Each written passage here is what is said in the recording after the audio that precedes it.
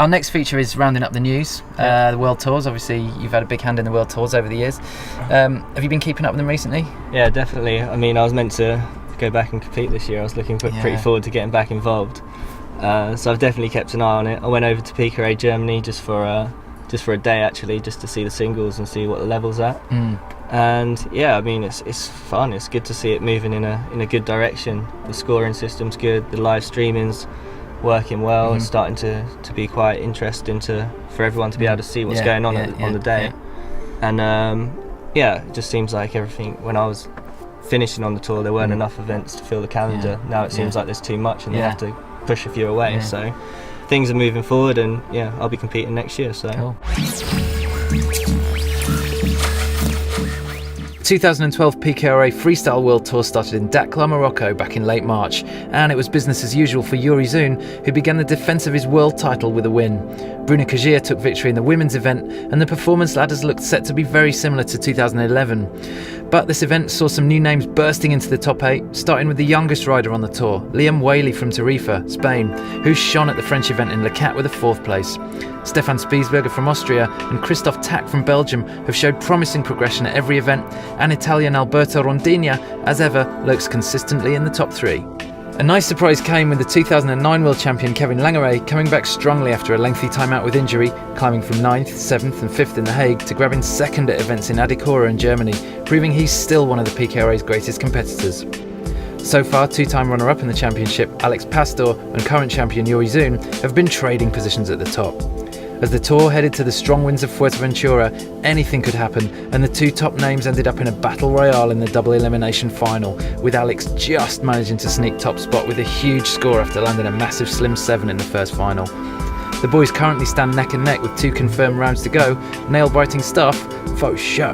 We're exactly at the same amount of points, so it's going to be really exciting towards the end of the year. We have 2 more competitions, so it's all going to be down of those 2 competitions. We have 1 more discard, so it's going to be really exciting, and I'm going to train a lot now and try to win those 2 competitions.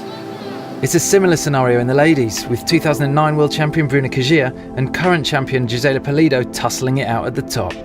Gisela had a slow start but has come back, and the 2 top female freestylers headed into the German event neck and neck on points, a PKRA first at the time.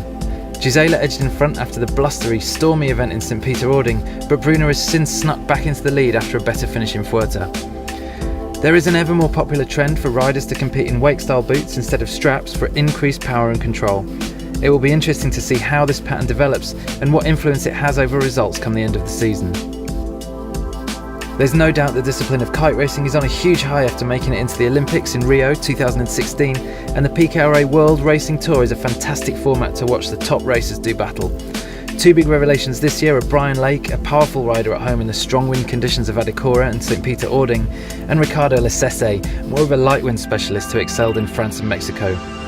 American John Heineken shines at almost any event he enters and still represents as the leading contender at this halfway stage of the season, with his training partner and close rival Adam Cook lying in 3rd after Germany. It was a fun race. The last beat I went from 7th to 3rd. I got around the weather mark right behind. Ricardo was in 1st and then Adam.